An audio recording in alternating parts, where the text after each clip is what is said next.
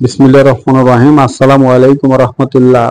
সম্পূর্ণ নতুন ভিন্ন ধারার বা ভিন্ন আঙ্গিকের খুব গুরুত্বপূর্ণ একটা প্রশ্ন নিয়ে আজকে প্রশ্ন উত্তর পর্বটা করব।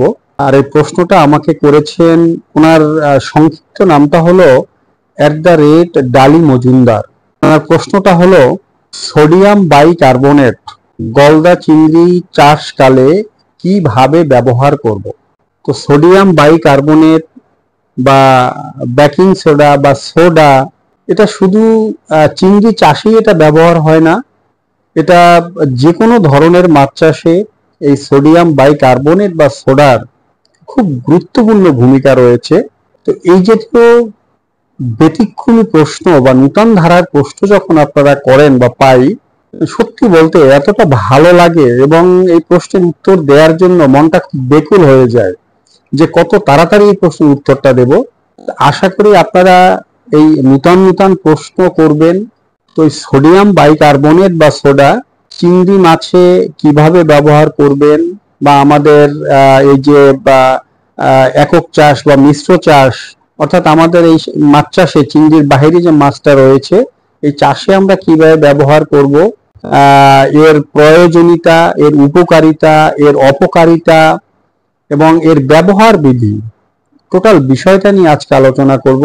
তো প্রথমেই আমরা আলোচনা করব পুকুর বা জলাশয় এবং মাটিতে সোডিয়াম বাইকার্বনেটের কাজ কি, বা এর ভূমিকা কি, বা এর উপকারিতা কি। সোডিয়াম বাইকার্বনেট বা সোডা পানি এবং মাটির পিএইচ মানকে নিয়ন্ত্রণ করে, পানি এবং মাটির অম্লতাকে নিয়ন্ত্রণ করে, পানির এবং মাটির মান উন্নয়ন করে, অতিবৃষ্টি অথবা যখন তাপমাত্রা খুব বেড়ে যায়, অতি গরম বা কোনো প্রাকৃতিক দুর্যোগ, এই সময়টা তো সাধারণত আমাদের পানির পিএইচ মানটা খুব দ্রুত পরিবর্তন হয়। তো এই পরিবর্তনটা সোডিয়াম বাইকার্বনেট ব্যবহার করলে খুব সহজে হতে দেয় না। অর্থাৎ এই প্রাকৃতিক দুর্যোগের সময় বা অতি বৃষ্টির সময় পানির যে পিএইচ মানটাকে সে সঠিক মাত্রায় ধরে রাখে, এজন্য আমরা সোডিয়াম বাইকার্বনেটটা ব্যবহার করব।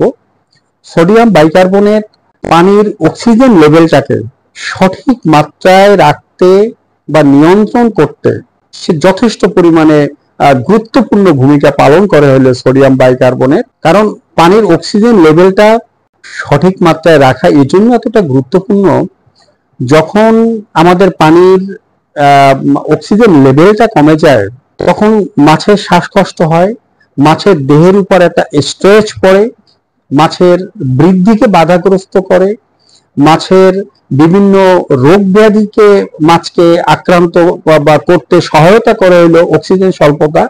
আমরা যদি এই সোডিয়াম বাইকার্বনেট ব্যবহার করি তাহলে আমাদের এই যে অক্সিজেনের যে লেভেলটা, সামঞ্জস্যতাটাকে ধরে রাখতে সহযোগিতা করে হলো এই সোডিয়াম বাইকার্বনেট।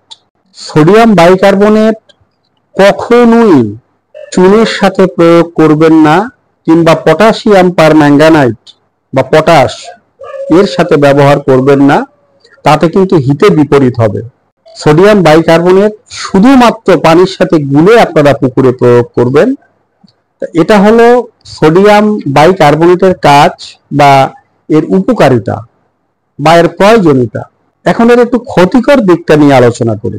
সোডিয়াম বাইকার্বনেট যারা ব্যবহার করবেন অবশ্যই অবশ্যই অবশ্যই পানির পিএইচ মান মেপে ব্যবহার করতে হবে। যদি চিংড়ি মাছে ব্যবহার করি সেক্ষেত্রে চিংড়ি মাছের জন্য পানির সঠিক পিএইচ মানটা হলো 6.5 থেকে 8.5, আর অন্যান্য মাছের ক্ষেত্রে 6 থেকে 7.5। তো সোডিয়াম বাইকার্বনেট ব্যবহার করলে পরে হঠাৎ করে পানির পিএইচ মানটা খুব বেশি বেড়ে যেতে পারে। পিএইচ মান কমে যাওয়াও যেমনি আমাদের চিংড়ি বা মাছের জন্য ক্ষতিকর, তেমনি বেড়ে যাওয়াটাও অত্যন্ত ক্ষতিকর। এজন্য যারা সোডিয়াম বাইকার্বনেট ব্যবহার করবেন তারা অবশ্যই পানির পিএইচ মানটা মেপে এবং ব্যবহারের পর পানির পিএইচ মানটাকে আপনাদের মাপতে হবে। যদি এটা না মেপে আমরা সাধারণত যেভাবে চুন বা অন্যান্য উপাদান ব্যবহার করি, আমাদের পিএইচ মিটার নিয়ে বা পিএইচ মান নিয়ে অতটা ভাবতে হয় না, কিন্তু সোডিয়াম কার্বনেট ব্যবহারের ক্ষেত্রে আপনাদের অবশ্যই পানির পিএইচ মানটা মাপতে হবে। এটাই হলো এর ক্ষতিকর দিক। এখন এর ব্যবহার বিধি নিয়ে আলোচনা করব। তো যেহেতু ভাই চিংড়ি চাষি, সে চিংড়ি নিয়ে আমাকে প্রশ্নটা করেছেন, তো চিংড়ির ব্যবহার বিধিটা আগে বলবো, তারপরে বলবো আমি অন্যান্য মাছের ক্ষেত্রে। চিংড়ি মাছের ক্ষেত্রে যদি আপনার পানির পিএইচ মান 6.5 আসে, তাহলে আপনাকে দিতে হবে সর্বোচ্চ 200 গ্রাম। যদি 8 পর্যন্ত থাকে তাহলে আপনি সেখানে 100 গ্রাম কিংবা তার কম আপনি একটু প্রয়োগ করছেন, সেখানে 70-80 গ্রাম পর্যন্ত আপনি ব্যবহার করতে পারেন, কিংবা 50-60 গ্রাম আপনি ব্যবহার করতে পারেন। অর্থাৎ এই যে পরিমাপটা 100 থেকে 200 গ্রাম এবং পিএইচ মান হলো 6.5 থেকে 8.5। এখন আপনার পুকুরের অবস্থার উপর নির্ভর করে যে আপনার পিএইচ মানটা কত আছে, এর উপরে নির্ভর করে আপনি 60, 70, 80 গ্রাম থেকে আপনি 100 গ্রাম, 200 গ্রাম পর্যন্ত আপনি ব্যবহার করতে পারেন। তবে যদি পিএইচ মান আপনার 6.5 চলে আসে কিংবা 6 চলে আসে, সেক্ষেত্রে 3 থেকে 5 ফিট পানির জন্য আপনি অবশ্যই সেখানে 200 গ্রাম ব্যবহার করবেন। ব্যবহার করার পরের দিন সকালবেলা আপনি অবশ্যই পিএইচ মানটা আপনাকে মাপতে হবে। যদি মেপে আপনি দেখেন যে এটা 8-এর উপরে আছে, তাহলে আপনাকে দ্বিতীয় ডোজ করতে হবে না। আর যদি 8-এর উপরে না থাকে, 8-এর নিচে থাকে, তাহলে 3 দিন পরে আপনি পুনরায় একটা ডোজ করবেন। সেই ডোজটাও নির্ভর করবে যে পূর্ণাঙ্গ ডোজ করবেন না এর 50% করবেন না 2/3 করবেন। এটা কিন্তু আপনার পিএইচ মানের উপরে নির্ভর করবে। আর যদি পিএইচ মানটা 8 থাকে বা 8-এর ওভার থাকে, তাহলে আর আপনাকে 3 দিন পরে দ্বিতীয় ডোজটা আর করার কোনো প্রয়োজন হবে না। এটা গেল চিংড়ি মাছের ক্ষেত্রে। আর সাধারণ অন্যান্য মাছের ক্ষেত্রে পিএইচ মানটা যদি 6 থেকে 7-এর ভিতরে থাকে, তাহলে আপনারা এই একই নিয়মে 100 থেকে 200 গ্রাম, এটা আপনার পানির পিএইচ মানের উপর নির্ভর করবে যে আপনি 100 গ্রাম ব্যবহার করবেন না 150 গ্রাম করবেন না 200 গ্রাম করবেন না 70 থেকে 80 গ্রাম করবেন। তবে চিংড়ি মাছের ক্ষেত্রে 8 ওভার হলে আপনারা সোডিয়াম বাইকার্বনেট ব্যবহার করবেন না। আর অন্যান্য মাছের ক্ষেত্রে যদি 7-এর উপরে থাকে, তাহলেও সোডিয়াম বাইকার্বনেট ব্যবহার করার কোনো প্রয়োজন নেই, কারণ সোডিয়াম বাইকার্বনেটটা ব্যবহার করলে সাথে সাথে পিএইচ মানটা অনেক বেড়ে যায়। তো যদি চিংড়ির ক্ষেত্রে 8.5 ওভার হয় কিংবা অন্যান্য মাছের ক্ষেত্রে যদি 7.5 ওভার হয়, সেটাও আমাদের মাছের জন্য যথেষ্ট ক্ষতির কারণ। তো এখন আমরা ব্যবহারের সময়টা নিয়ে আলোচনা করব। সোডিয়াম বাইকার্বনেট দুটো সময় ব্যবহার করা যায়। একটা হলো একদম সকালবেলা, আর একটা হলো একদম বিকেল বেলা। অর্থাৎ রোদের তাপ যখন বেড়ে যায়, এই সময়টায় সোডিয়াম বাইকার্বনেটটা ব্যবহার করা মোটেই উচিত নয়। কারণ আমাদের পুকুরের যে পিএইচ মান এবং অক্সিজেন লেভেল, এটা কিন্তু কম থাকে সকালবেলা, আর বিশেষ করে বিকেল থেকে কমতে শুরু করে মাঝরাতের পরে গিয়ে এটা খুব বেশি পরিমাণে কমে।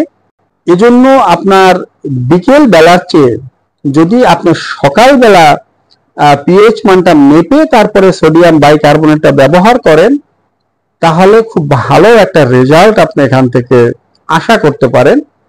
তবে আপনি যেদিনকে সোডিয়াম বাইকার্বনেট ব্যবহার করেন না কেন, অবশ্যই আজকে সকালে ব্যবহার করলেন, পরের দিন সকালবেলা আপনি পিএইচ মানটা মেপে আপনি দেখলেন যে আপনার পিএইচ মানটা ঠিক আছে কিনা কিংবা খুব বেশি হয়ে গেছে কিনা।